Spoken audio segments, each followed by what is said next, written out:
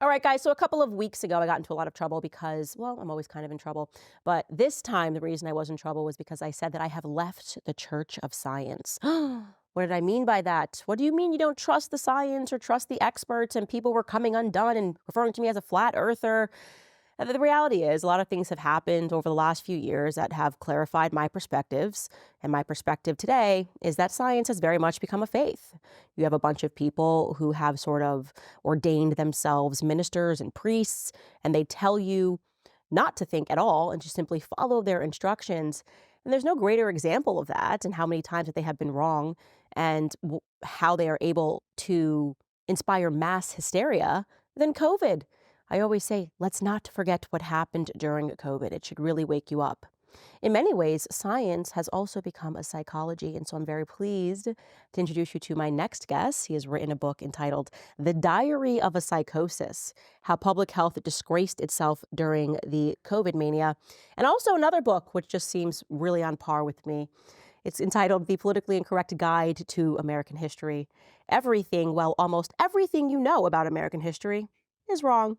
It's definitely something we've been hitting at a lot on this show. Tom Woods, welcome to Candace. Thank you, Candace. It's good to have you here. Thank you. I mean, with titles like these, you can't be adored by the media. No, I'm not. You're not too adored by the media. Not looking to be. So the most recent one you published is this one, The Diary of a Psychosis. Tell me what this book is about and what led you to wanting to publish it. Well, you and I both lived through what happened in 2020.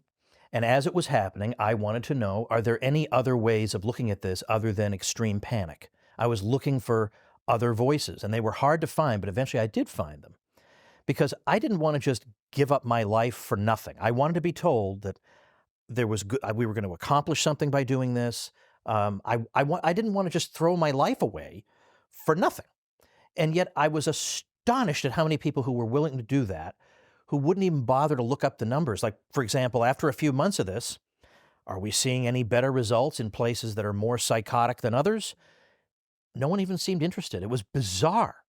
So I started writing. I have an email newsletter that a lot of people subscribe to. I started writing about this every day, and I would send out charts, and I'd say, let's compare this place and this place, and it doesn't make any sense. And you find that the top 25 craziest lockdown states, you plot them against the bottom 25, the most lenient states, the lines are identical.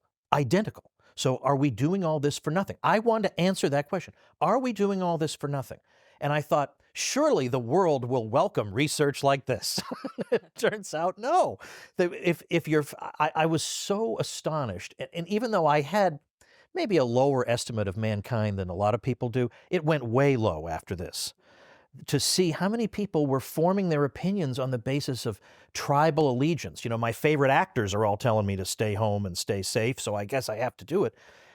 I don't know what the source of it is, but there is definitely a drive to conform. And it's like that feeling you had in high school that a lot of the popular kids had, where I would die 1,000 deaths before say anything that would get me out of the popular group. I never had to worry about that. I was the biggest nerd in high school. I was never tempted that way. I was never going to be in the popular group. So I've always kind of been the guy who wants to get the whole story.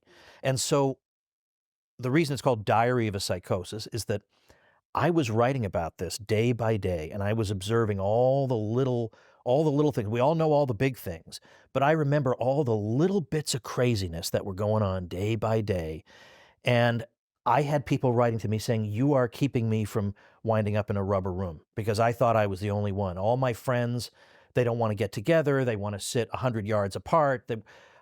I don't know what's going on here. And so I just started writing what I was finding. And it turns out that that story is like the exact opposite of what we're getting on TV, like the exact opposite. Well, it's interesting because I was one of these people that was blessed. I was anti-vax before COVID took place, and I had done all of my research, and I had understood what Big Pharma was because I was, and I do say blessed, by being injured by a vaccine when I was 20 years old. The Gardasil vaccine, a lot of women were injured by that vaccine. Yeah. And it was one of these things where I had this mini seizure on the doctor's floor, and then he told me to suspend the series because I think it's about 3 shots you have to get. And afterwards, I just remember thinking, why did I get this shot? I know nothing about this shot. I'm just listening to this guy. When I did my research, I was stunned at how they had manipulated the data, how they had lied about the risk, how they just sort of used this campaign, this fear campaign, to say to women, like, you're going to get this will stop you from getting cancer, cervical cancer, or ovarian cancer. I can't remember which one it is.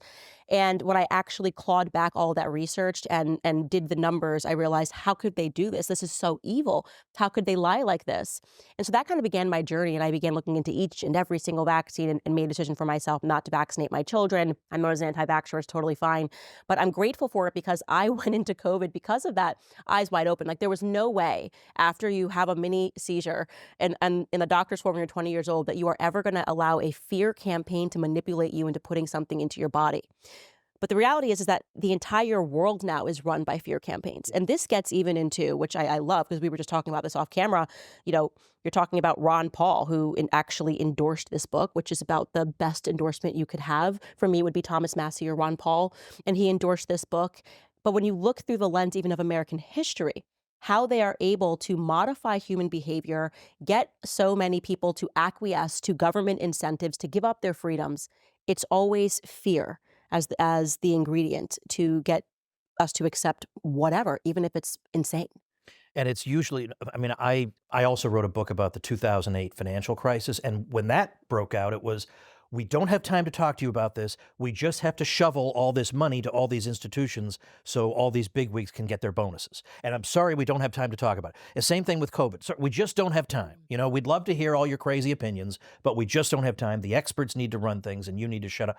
So it's a pattern. And I think part of the reason people are inclined to just go along, I think partly is that I think the education system encourages following the leader and repeating on the test what you were told in the classroom. So that's part of it. But also what happens in American history is we have some big crises like the Great Depression or like COVID or whatever else. And there's an official, like, regime-approved version of what happened. And then there's everybody else trying to say, wait a minute, there's another way of thinking about this. The official regime-approved version winds up in the history textbooks every single time. So the Great Depression was caused by underconsumption or greed, or like greed caused the Great Depression. Greed caused that level of fall in production because of greed. What are you talking about? Greed exists. Greed's around all the time. How's that your explanation? But that goes in the textbooks. So this is why it's 4 years after COVID, I guess 4.5 now. There's a reason we still need to keep talking about it. Because if we don't, then we're going to get another one of these conventional wisdom stories that just ossifies into the permanent version, which is wonderful, selfless public servants like Anthony Fauci tried their best to make us healthy, but we stupid heads who hate science refuse to go along. That is going to be in that textbook, absolute 100% guarantee. So this is why when people say, you know, you just have to move on, time to move on. You know, I don't think Thomas Jefferson ever said, if the government really screws you, you should probably just move on. I think if we just move on, then this takes its place alongside the Great Depression, the New Deal, 9/11, the 2008 crisis, COVID, Ukraine, as all having basically cartoon versions winding up in the history books. It's worse than cartoons. I mean, literally, I just love this. Everything, well, almost everything you know about American history is wrong.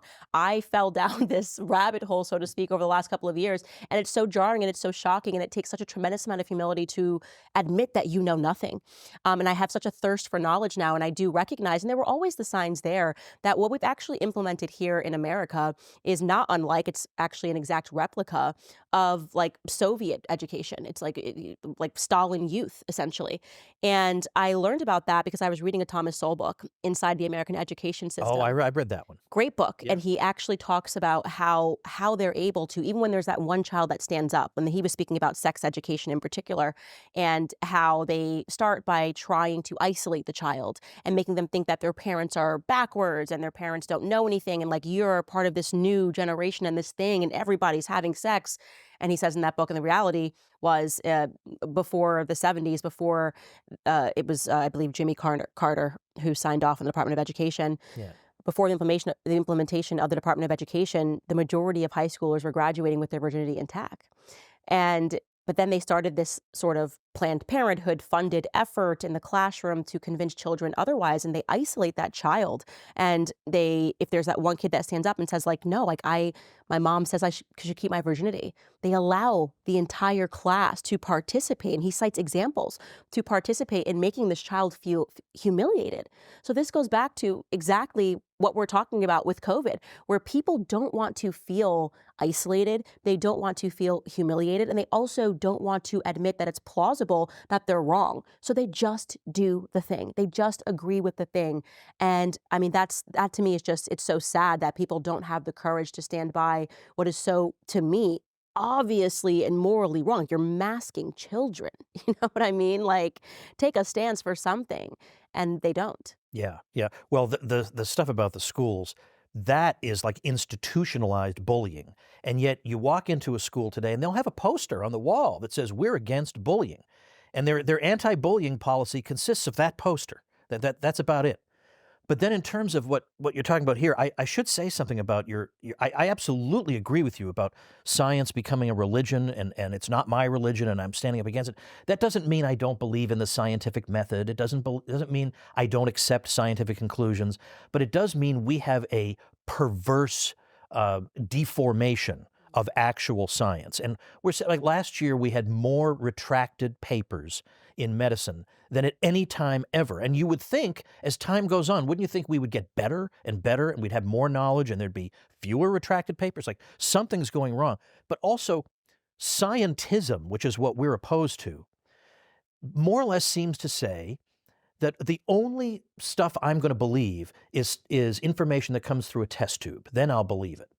But so much of what these people believe can't possibly come out of a test tube. Like, these people say, I believe in human equality. Well, there is nothing that's going to come directly from observation or a test tube that's going to support that, because people are tall or short or smart or dumb or talented or untalented. All we have are differences.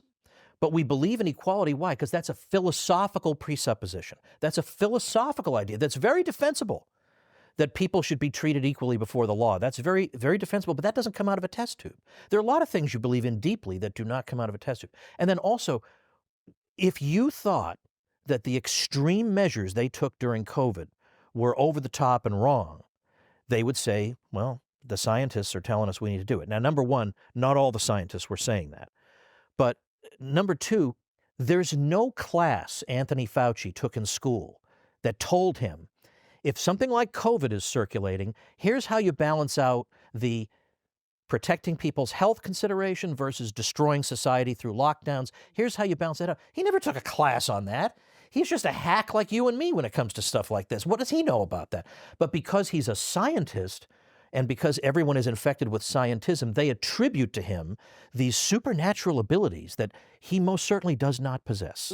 I would like you to speak more at length about scientism, because I recently read C.S. Lewis's The Abolition of Man, and I think it's a really important point to hit upon in case people are not familiar what you are differentiating here between scientism and science. Well, so when we say science, especially since, let's say, the so-called scientific revolution, but we also had science. I mean, Roger Bacon, there were people in the high Middle Ages who were practicing science. And by the way, that's a whole other story, is the normal portrayal of the progress of Western history is that we had Greece and Rome, then nothing. No, the lie of the lie of the Dark Ages. Right. Yeah, it's nonsense. Nothing happened. Yeah. And then, and then the railroads or something, like what? Yeah. So that's another matter. I wrote a book on that, but it's one thing when we recognize that science can answer some questions. We gather data, we form hypotheses, we test the hypotheses, and we keep an open mind. Like, we don't say, you're going to get funded and your paper published if it seems to advance the current consensus. That is a deformation of science, and that is exactly what we've had. And so you say, well, this guy can't even get his paper published. He must not be any good. That's not why. It's that they've decided that this is the truth.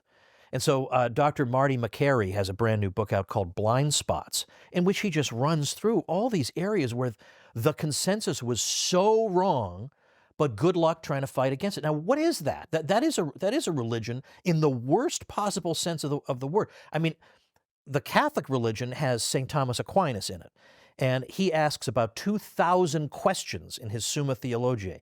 The medieval universities were based around asking questions and debating them. Now, you couldn't graduate unless you had held a disputation on some disputed topic. Whereas today, when we like to congratulate ourselves on how much more open-minded we are than they used to be, it's just the opposite. They come after you. I mean, one quick little example. You notice that in America, we have so many people with peanut allergies. And it seems to be like just an American thing. Like, why don't they have peanut allergies in Zimbabwe? You know, like, why do we have them here? And the consensus was we keep kids from having peanuts or peanut products for the first few years of their lives to prevent them from getting peanut allergies. It turns out that causes the peanut allergies. But yet, American researchers were the ones telling various groups trying to end hunger, don't use peanuts, even though they're easy to transport, they're protein rich, they don't have to be refrigerated, they're very easy to use for this purpose. But American researchers say, no, because you're going to encourage peanut allergies. The opposite encourages peanut allergies. And we have all these faulty cases of consensus, and no one dares say anything because they don't want to be on the outs. I want to be one of the cool people. Now, what we are covering is obviously insane here. This election season has been the most insane. We really don't know what is going to happen in November. But there is one thing that I know. I'm definitely still buying gold and silver. The United States has $35 trillion in debt. There is no better time to protect your money and savings while you still can. So go to CandaceLikesGold.com. You'll learn about the top-rated precious metals company, GoldCo, and how they can help you. They are a great company that is top-rated with over 6,000 five-star reviews and a whole bunch of awards. Not only do they support my show, but my listeners can get up to a 10% instant match in bonus silver on qualified orders.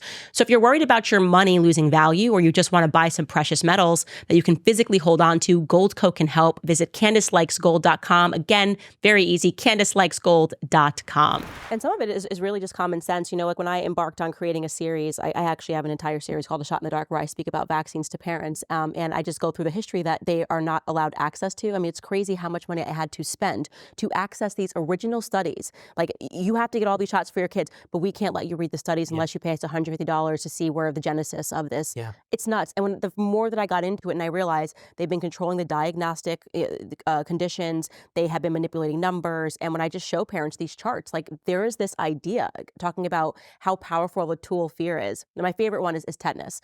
But parents know nothing. My husband and I got together. I'm like, we're not vaccinating our kids. And he's like, what? Well, we have to do tetanus, of course. Polio and tetanus are the ones that there's like this ingrained fear. Yeah. And so I said to my husband, I say to people all the time, how many people do you think during its peak incidence? These, by the way, are statistics from the AMA, the American Medical Association. I'm not finding this stuff on like a Reddit feed. I only use approved government sources. And I say, how many people do you think during its peak incidence in America, before the introduction of the vaccine, were getting tetanus, like just were being diagnosed with tetanus? And I'll tell them, I'm like, the population was around, 129 million in America at the time. And everyone will say 100,000, maybe 300,000. The answer is 550. Right. So it's little things like this that people just don't know, right? They just know tetanus, that your kids are getting 17 shots. I'm like, 550 people in total got tetanus before they introduced the vaccine.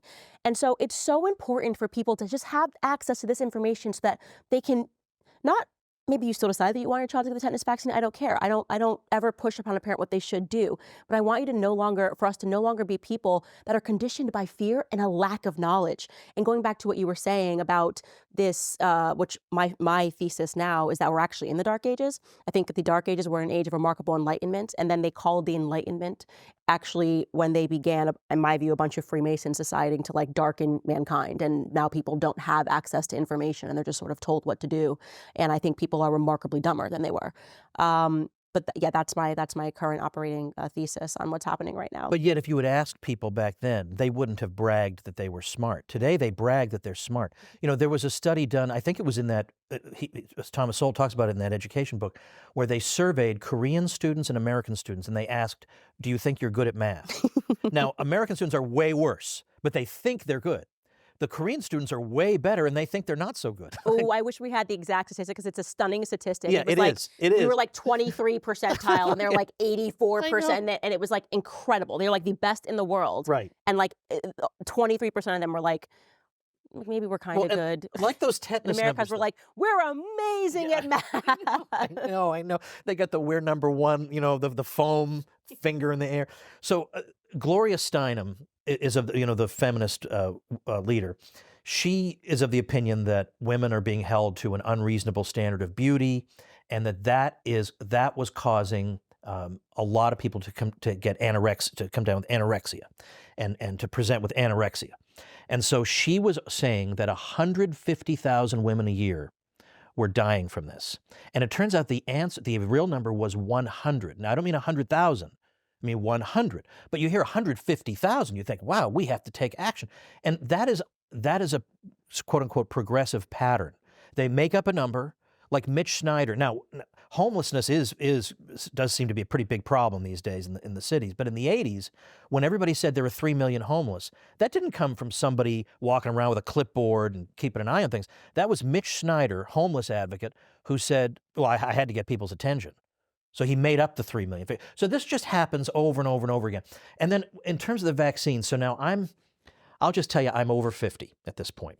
And when you're a man and you're 50, one of the things they tell you when you go see the doctor is, hey, you are eligible now for the shingles vaccine. You should consider getting the shingles vaccine. Now, I'm going to be honest enough with you, Candace, to say that if this had been 5 years ago, I would have rolled up my sleeve and said, yeah, go ahead. Yeah, whatever. But now I feel like I can't trust anything these SOBs tell me. So I'm listening to the guy say to me, it's 87% effective against shingles. And I thought, now, Dave Smith told this story last time he was on Joe Rogan. He told my shingles vaccine story. I'm sitting there thinking, when you say to me that it's 87% effective, is this like the COVID vaccine being 100% effective? It's because they literally said it's 100% effective. And when you go back and look at it, you think this can't be. But when you go back and look at it, it's that they had a vaccine group and a control group.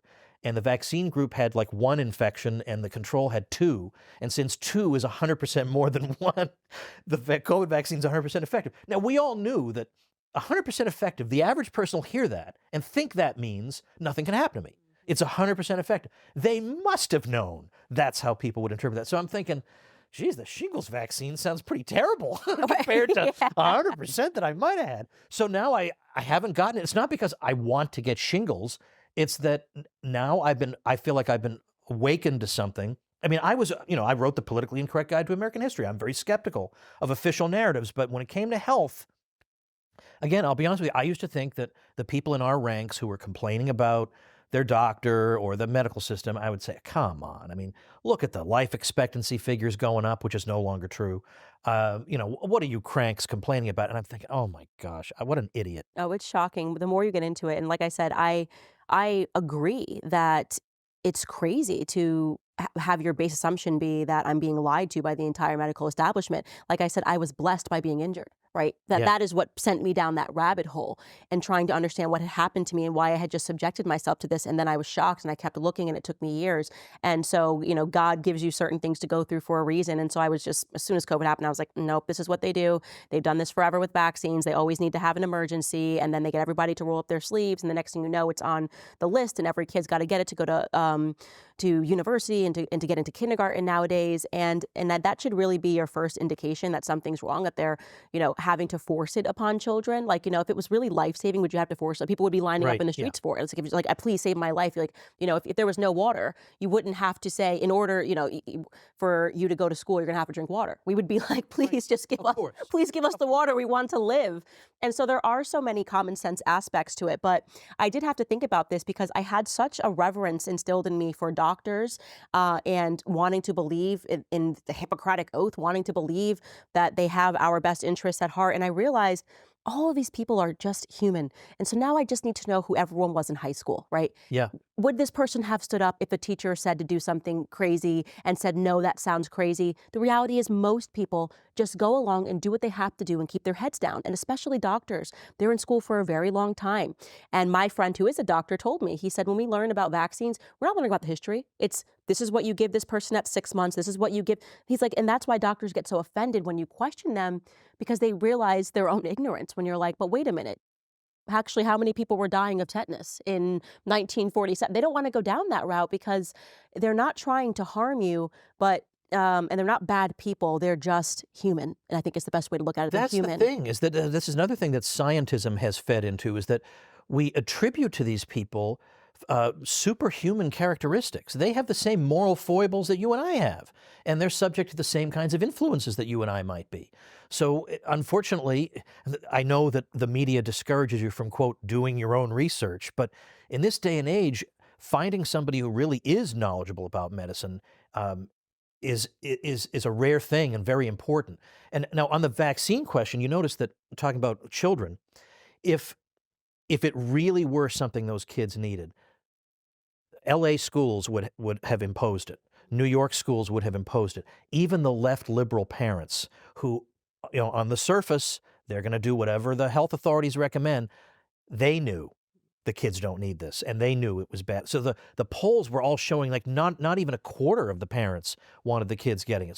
So they figured that out. So they could not impose that. And so I do think it's important because it can be so discouraging. You feel like I'm up against every institution in America. I need some kind of white pill here.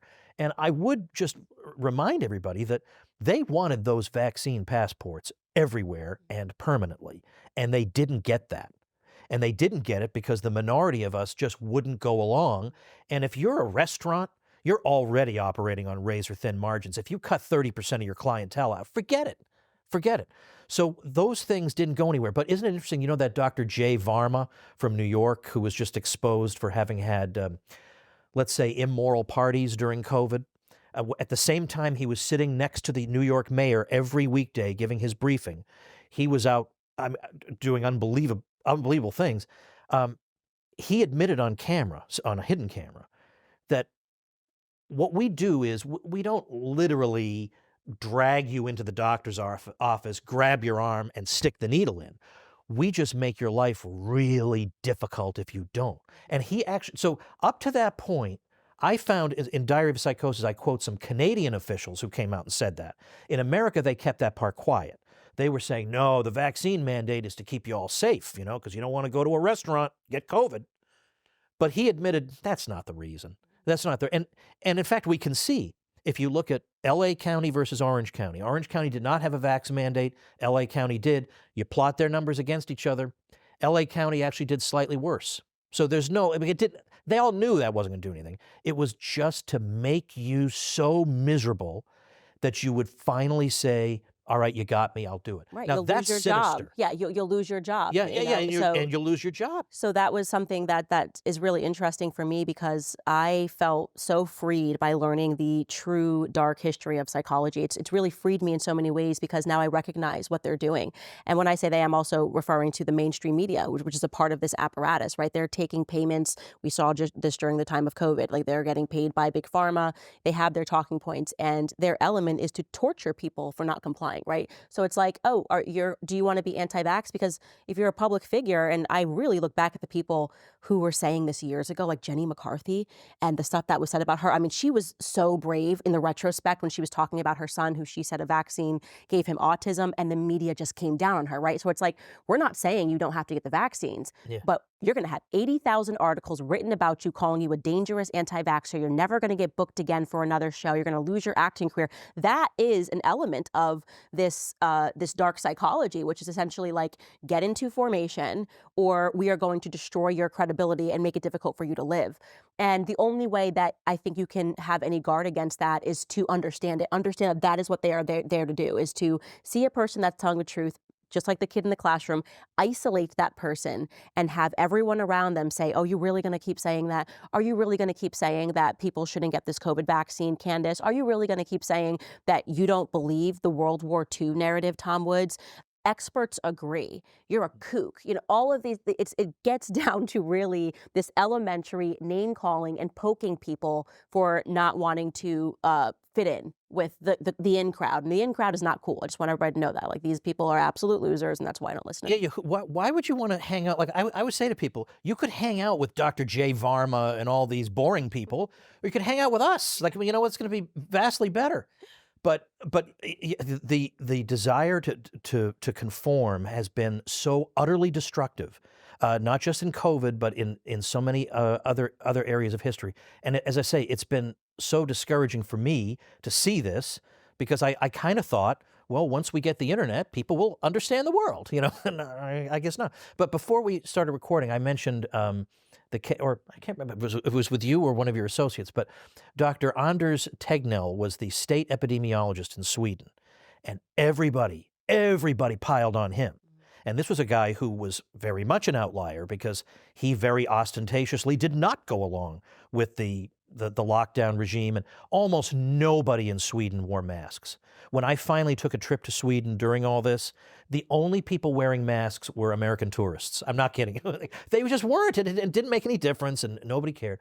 But he said, it's going to take 3 years for me to be vindicated. 3 years of nothing but abuse and slander and unbelievable attacks. Like, you can't believe the entire medical establishment around the world going after him. And I think about a weakling like Anthony Fauci, you know, who can't take some, you know, criticism very well. Anthony Fauci needs to be lauded and awarded and praised and people bowing before him. That's what he needs. Signs in the yard. Yeah. Thank you, Dr. Fauci. The bobblehead. I mean, come on. Bobblehead. It was so bad. You know? And could you imagine him surviving for 3 days, much less 3 weeks, with the entire establishment coming down on him? And then it turns out the guy was vindicated because we have the numbers for all the countries of Europe and excess deaths during the period 2020 to 2023. And guess which country did the best in terms of good health? It was Sweden. So that means that all the things they said to us were false. That means, like, I live in Florida, thank God, because it meant that I was able to avoid, like, my kids were able to live normal lives during this time. But you compare it with California, you have to adjust for age because California is one of the youngest states, and we all know everybody goes to retire in Florida. So you have to adjust for that. But it turns out that California had a worse excess death number than Florida did. California was worse. So even if you say, well, Florida suppressed its COVID numbers, which it didn't, but you know what? Even if I concede that to you, that has nothing to do with excess deaths overall. And overall, Florida did better than California. Now, that's impossible. According to what they told us, that's impossible. California locked down so much that when they finally reopened Disneyland, it was the last Disney property in the world to reopen, and they opened it at 15%. Gavin Newsom said, well, no screaming on the rides. Now, you know, people scream on the rides involuntarily. You know, like, this isn't something we want to do, but he did all that. He destroyed so many people and businesses and dreams and lives and savings account and health, but people who had missed surgeries and all the rest of it. And they did worse than Florida. So that, now, if I had said to people in March 2020, if Florida does this and California does that, which one's going to do better? They would all have said California. Every last one of them. But the answer is Florida. So therefore, they owe us an apology that we're probably never going to get. Oh, we're never going to get any of the apologies. Yeah. I am very much owed an apology from Sam Harris. I'm going to just go ahead and say that, Sam, if you're out there, it's totally fine to say sorry. But and this is interesting, though. Actually, I love speaking about Sam Harris during COVID because COVID broke Sam Harris in a lot of ways. And, you know, he was this big podcaster. But I think the most compelling element for me about the Sam Harris story is that he is a committed atheist, right? He's traveling around the world, debating people on atheism, why he believes that everyone should be an atheist, yada, yada, yada, gets this podcast, Stanford grad. COVID hits and his mind goes crazy, right? I mean, I tweeted something about, I don't even know what it said. And he like wrote back and was like, you're going to get people killed. And this is at the beginning of COVID. And at the time we had a mutual friend, Dave Rubin, and Dave Rubin just said to me, listen, I don't want you guys to fight. Get on the phone and speak. So I am in the car. I'll never forget this. And we get on the phone call, and he sounds like he's in a bunker. Like he is like, you don't understand. Like, I spoke to the experts. Like, I went to Stanford. I know for a fact. So my friend that is a doctor in Italy. There's going to be gurneys in the streets. You do not understand. Bodies are going to be piling up.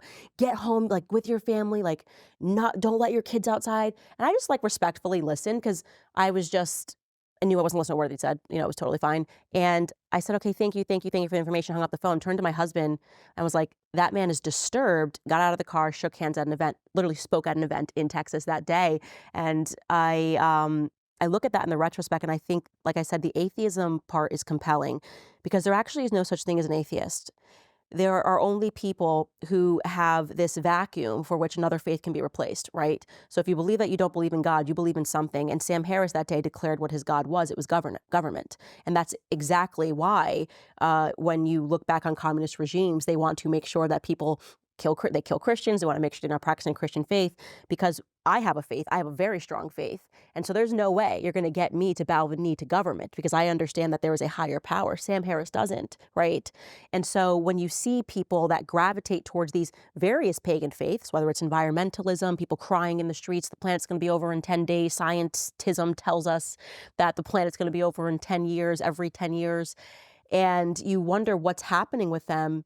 I do see this spiritual void that is being filled with something incredibly toxic, and that toxic thing is government. Government seeks to be the God in people's lives. You would like a book by Father Vincent Michelli called The Gods of Atheism. It's very much along these lines. Ooh, So I'll tell you, I'll remind you about it later. So that's a good one.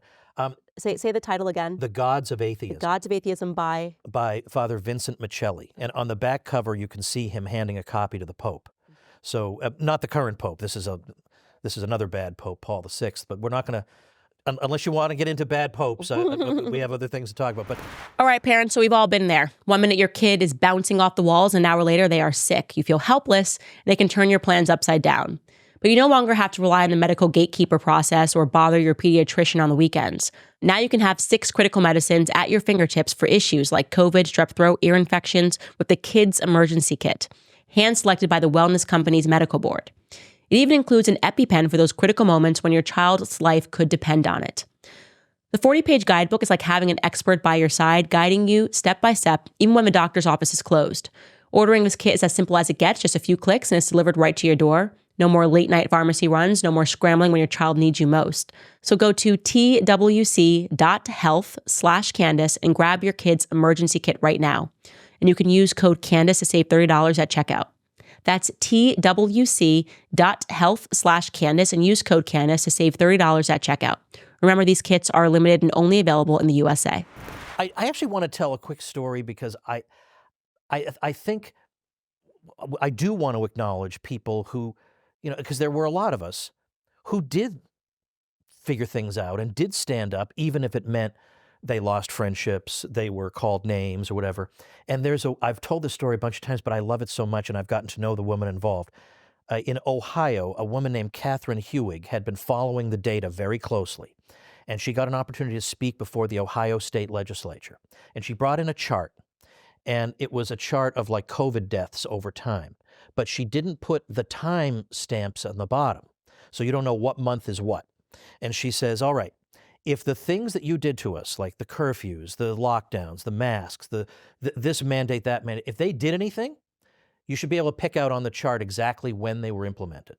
I'd also like you to show me when's Thanksgiving, because we were all supposed to die at Thanksgiving. Can you find that on the chart? How about Christmas? How about the George Floyd riots? Can you pick any of these things out, and I'll wait?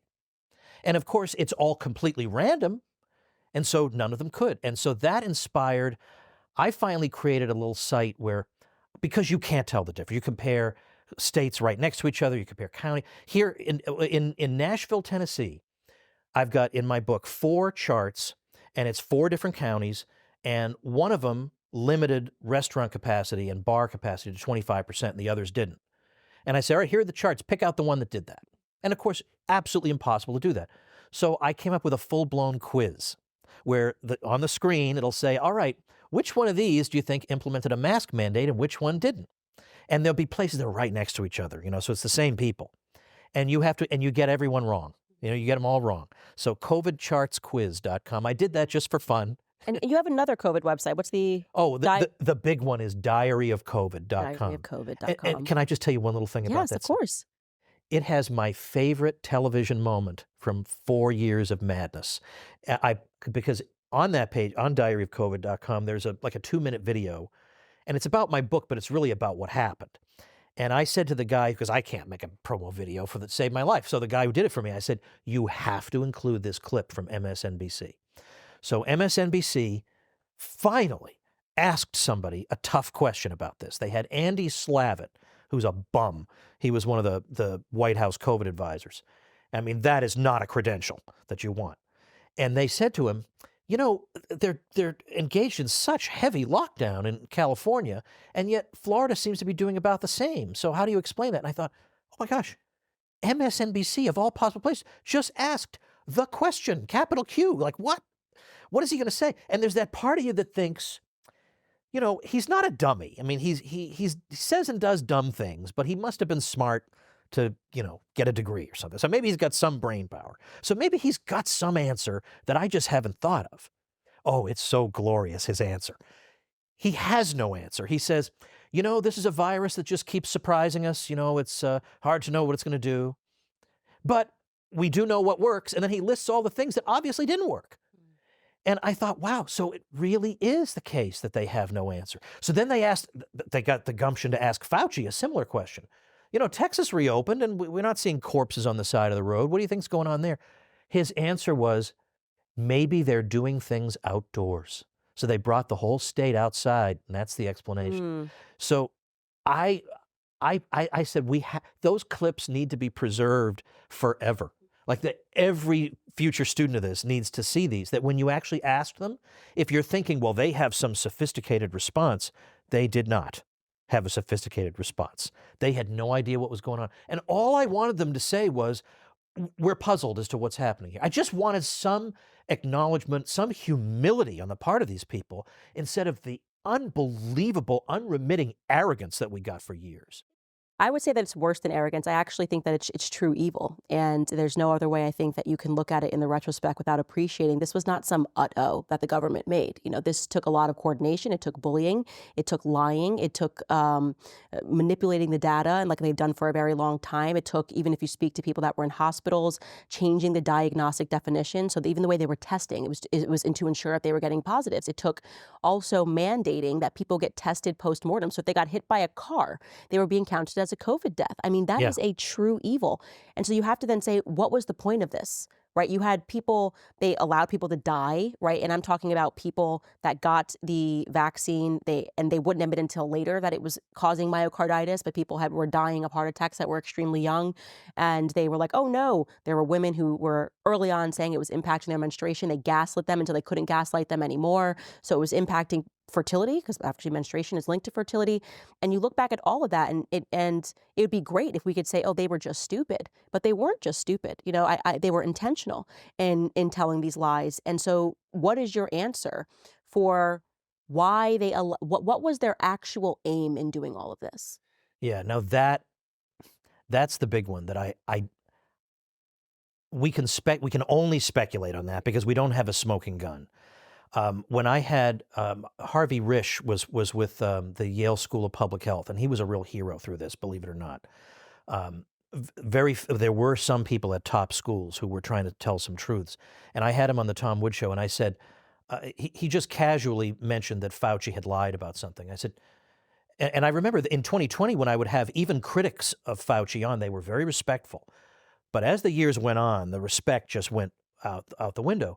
And I said, wait a minute, you're just casually saying that Fauci lied? And he just said, like it was obvious. He said, oh yeah, he's a sociopath.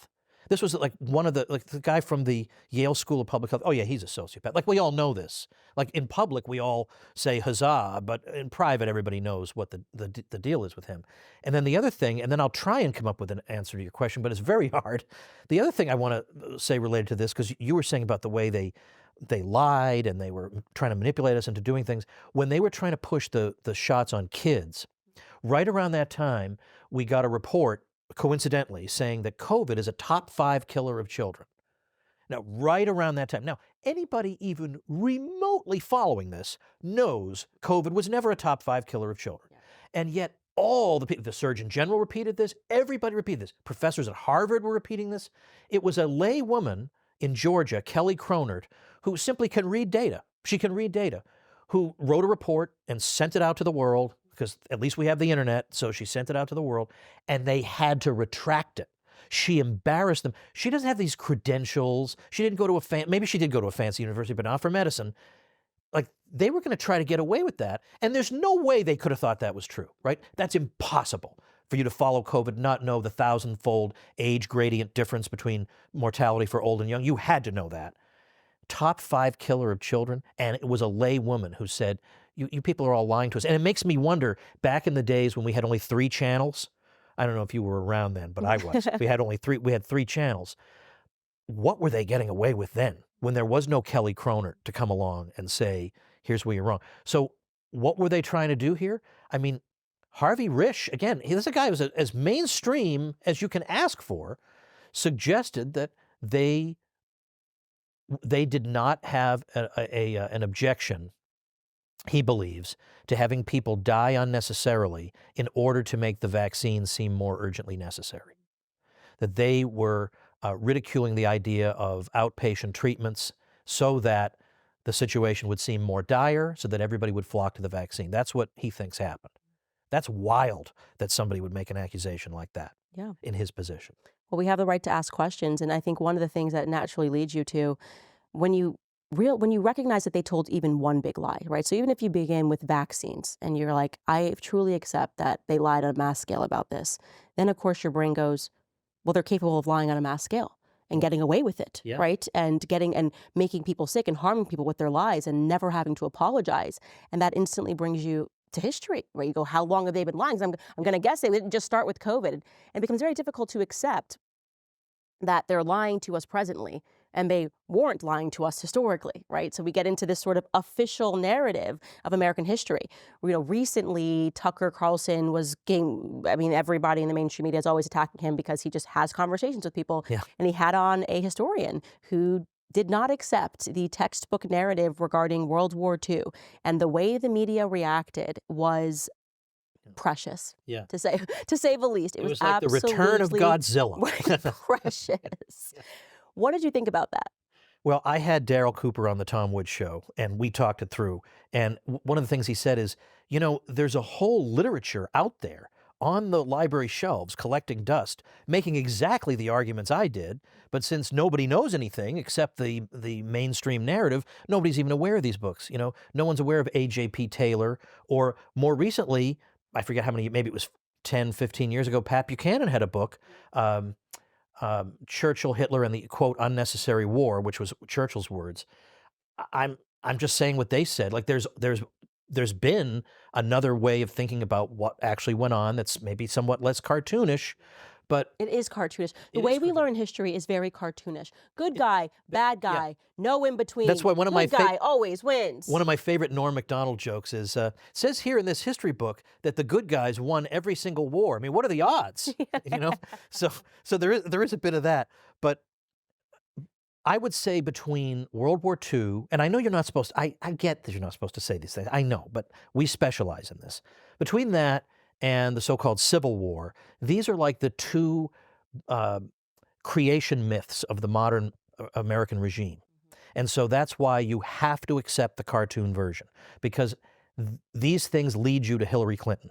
I mean, the kind of U.S. we have today, where states have very little leeway, very few rights, localities have very few rights, things like, there's a possibility that the Justice Department could tell your school what its policy toward transgender athletes is.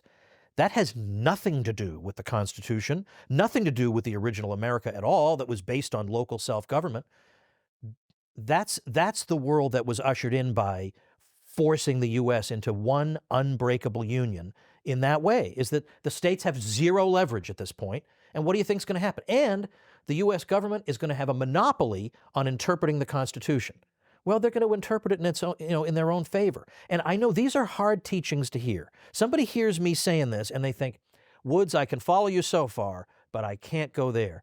I get that, and you know what? I was in exactly the same position. I can accept this, this, and this, but not that. But you know what? It turns out that in case after case, that thing is true too. Right. I heard actually Tucker speaking about that with Charlie Kirk, and they described it as founding myths, right? Like, and you need a founding myth to get people to rally around and to believe in their identity.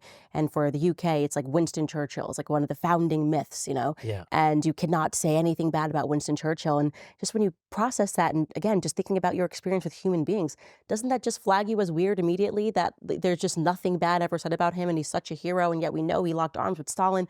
It's like there's just something, there has to be more to the narrative here. here. And for me, one of the things that I think really kind of woke me up to that was actually a priest who shared a documentary, the BBC documentary, and I got into tons of trouble for sharing it. I said everybody should watch it, and many millions of people did when I did, entitled The Savage Peace, which just, Oh, people need to know about that. it's insane. Yeah. No American even knew about Nope. this. We're just like allowing German speaking people, they weren't even German civilians, ever voted for Hitler, nothing, lined up in the street, shot their children, their legs being run over sadistically. I mean, put the pyramids, putting them in pyramids, putting them into concentration camps post-war. The Allies allowed this to take place. And so what it does is it just jolts you into reality. For me, when I watched it, I went, I know nothing about World War II. Clearly, I know nothing other than what they wanted me to know in a classroom, because everything we learn about this is that we were doing this because we had to end this genocide. We were doing this because concentration camps are wrong. And now I'm watching this documentary that's showing me that the Allies allowed these concentrations to take place during peacetime following the war. So you just go, okay, where do I begin? Where do I begin? How do I learn everything so that I can form an idea about what happened during these world wars? And you notice they can't even just say something as simple as it's morally ambiguous because there were terrible, terrible crimes committed on the Allied side. And then they could say, but unfortunately, being utilitarian, we had to do that because, at least I could at least understand Yeah, the make me argument. feel better. Yeah. Like at least I see where you're coming from. But it's not reasonable what they're asking us to believe. They're just like, no, nope, we never did anything wrong. Everything was absolutely necessary. Dresden was necessary. Dropping a bomb, everything was necessary. It was all about ending the war. And you grow up and you realize, yeah, I don't know how I ever accepted these narratives. And you then, I think, have a different perspective, a much more cautious perspective when they try to lead us into the next war. And we're kind of in that circumstance right now where we're sensing there's a lot of tension in the Middle East. And it's just recently announced that they are going to put Americans in the Middle East. And I think a lot of Americans feel depressed by that because we're just going, when are we allowed to just be isolationist, right? When are we allowed to focus on what's happening here in America? When are we allowed to worry about, gas prices and groceries and not have the media again trying to condition us to believe that we need to spread democracy somewhere overseas and fund somewhere overseas into perpetuity? Yeah. And too, and I couldn't agree more with that, but too, that the version of events that we're getting about Ukraine, which is also a cartoon. I mean, really, you can't really blame Kamala Harris for saying Russia is a big country and it's next to a small country and it invaded the small country and that's bad. She's just repeating what they say on CNN. I don't really hold that against her.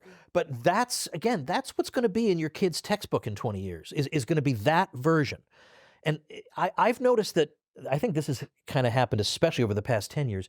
Even the headlines of an article are propaganda these days. Even the headline already has you biased as you start reading the article. Mm-hmm. And again, well, what happens to these headlines over time?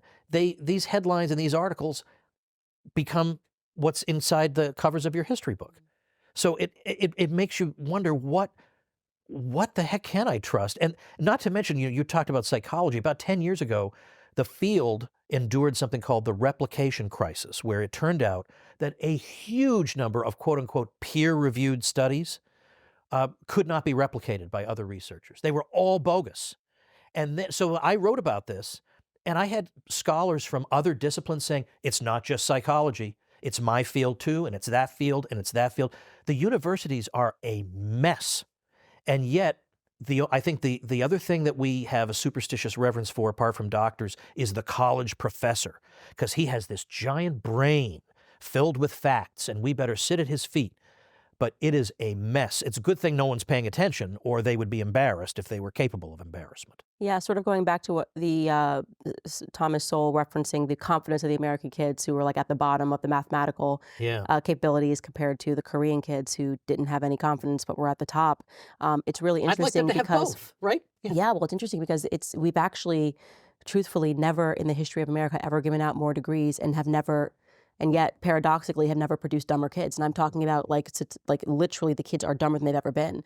Matt Walsh, my former colleague, did this thing where he read to his audience a letter written by a Civil War soldier who had no formal education. Oh. It's like poetry. Yeah, I'm right. sure. And the Yeah. average kid today cannot do that. So that's why I say we're actually in the dark ages. All they're doing is inflating people's egos and making them dumber and dumber and dumber. And I think we have this very small window of opportunity to wake up to that and to respond to it. And it's why I am now an advocate for homeschooling. I believe very much like where you send your kid to school really matters, and that they will learn far more in your household than they can now in this social setting where all they're doing is telling them to feel and how do you feel today, and confusing them. Now there's 39,000 genders, and if you feel like a horse, you are a horse. We are very much headed to the I would say the C.S. Lewis ape in trousers scenario. The Fed has dropped interest rates, so you need to call my friends at American Financing today. With mortgage rates in the fours, now is the perfect time to consolidate debt and reduce your monthly expenses. A lot of hardworking Americans have been forced to use credit cards because of the ridiculous prices for groceries, power, and even childcare. That debt is expensive with credit card rates being so high, but with mortgage rates dropping, now is the time to wipe that debt out. American Financing is helping homeowners just like you save over $800 a month on average. They are even closing some in as fast as 10 days. And if you start today, you may delay 2 mortgage payments. There are no upfront fees to find out how much that you could be saving. So call American Financing today at 800-795-1210. That's 800-795-1210. Or you can visit americanfinancing.net/Owens. That's americanfinancing.net/Owens. Well, I helped, this was about 12 or so years ago, but I helped Ron Paul create, he has his own homeschool program, ronpaulhomeschool.com. And I created the Western Civ courses for that. Oh, wow. I And didn't also know the this. government course, which the government course is not like a government course you would normally get, I promise you. But yeah, this is his program has 2 years of Western Civ. Normally it's 1, but I teach 2 years worth of Western Civ from the ancient Hebrews all the way up through the end of the 20th century. And it's, it's going to give your students an opportunity to get, shall we say, the other side of the story. That's what I wanted Because they'll to get do. the mainstream version everywhere they turn the rest of their lives. Yeah, it's so funny. That's exactly what I was speaking with my husband about doing next year, like wanting to do these sort of like 10 course packages, like sitting down and doing like history with Dave Smith, like history with Tom Woods, and just putting it up on a website so that their kids can just go through that very quickly at a way lower price point. I mean, imagining that they're spending $100,000 to get a degree in Yeah. gender studies this is robbery. I mean, this is like a financial crime that is taking place. You're making them ill-equipped to go in and to ever be able to create in their lives, to ever be able to take care of themselves, and simultaneously charging them a fortune. And that needs to be disrupted. So I'm very pleased to hear this. I didn't know that you had done this already. Oh, it's a great program. So, and by the way, I have the mainstream credentials. I have a PhD from Columbia. I have a degree from Harvard. But He's an expert. Trust him. I know. Like, I'm embarrassed to tell people that. Like, I saved that to the end to even Yes, mention. yeah. But the thing is, the one thing those things did do for me is they made it harder, a little bit harder, for the other side to dismiss me. Mm-hmm. So, I mean, I do appreciate that. Like when Jay Bhattacharya at Stanford says there's something wrong with locking people down, it's hard to dismiss him as a crank. He's Jay Bhattacharya from Stanford University, so I'm going to use these credentials as much as I can until they're, like, I want them to seriously regret ever admitting me, Well, that's Thomas Sowell. He said, I went to Harvard so that I never had to deal with people telling me that they went to Harvard. Yeah, It's like, now we can just get to the conversation. I Like, know, we I have know. the same credentials. Now we can just have a conversation and not listen to you tell me that because you went to Harvard. Well, I love that he says that. It's brilliant. This year would have been my blankety blank reunion at Harvard, and I didn't go, even though I have some friends from there, but I can see them whenever I want. Because I know it's just going to be the same opinions. I know where they all stand on Ukraine. I know where they all stand on gender theory. Ukraine and gender theory have nothing to do with each other, and yet I can predict exactly what their opinions are. What a bore. But yet I do go to my high school reunion because there are enough ordinary people who can process information and say, I'm not sure I go along with this. Like they actually have a variety of opinions. But my gosh, could you imagine how absolutely intolerable hanging around a Harvard reunion would be? Gosh. Oh, forget it. Guantanamo Bay for me. Guantanamo Bay. Take me out. Yeah.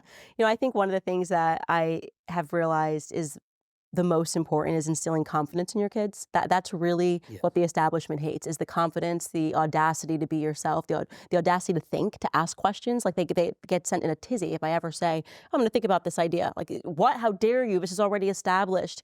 And so it's so important to recognize that if you're sending your kids through the public education system, you're sending them through an indoctrination camp that seeks to make them conform to the crowd and to not have the courage and the audacity of their own ideas, not believe in themselves to ask a simple question that goes against the grain.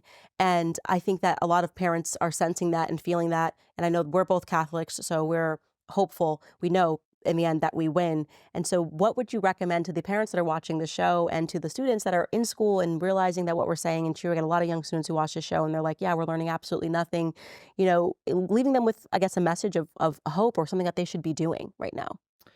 Okay, well, there are some good things about being alive in 2024, and one of them is the technology. Now, the technology has turned out to be a double-edged sword because I think, although it's true that because of the internet, we were able to get dissident voices out during COVID, I don't know if they could have gotten away with COVID if they hadn't had this kind of everybody being connected, and because I think it encouraged a kind of tribalism that I see what everybody else is doing, so I better do that, or I'm hearing what every expert is saying, so I better do that. So it's been a double-edged sword, but it also means there are resources out there because basically almost anybody can have a website.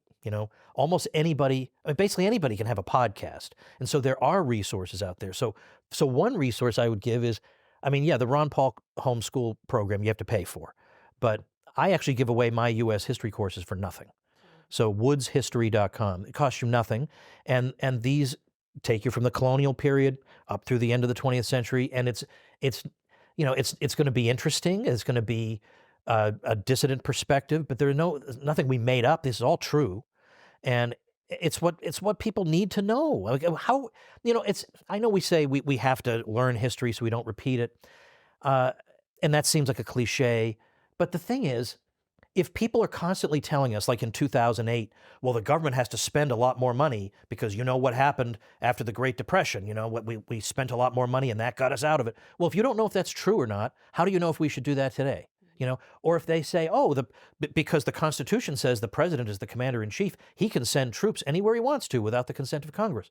It is true the Constitution says that, but is that what that means? Is there anything else in the Constitution about that? If you don't know U.S. history, how do you evaluate these claims that the lizard people are making today? Now, I borrowed that term from David Icke. I don't know that I subscribe to it entirely, but what seems more descriptive when you're referring to Hillary Clinton than lizard person? He's just got that part right. She's you gotta definitely a admit. reptile.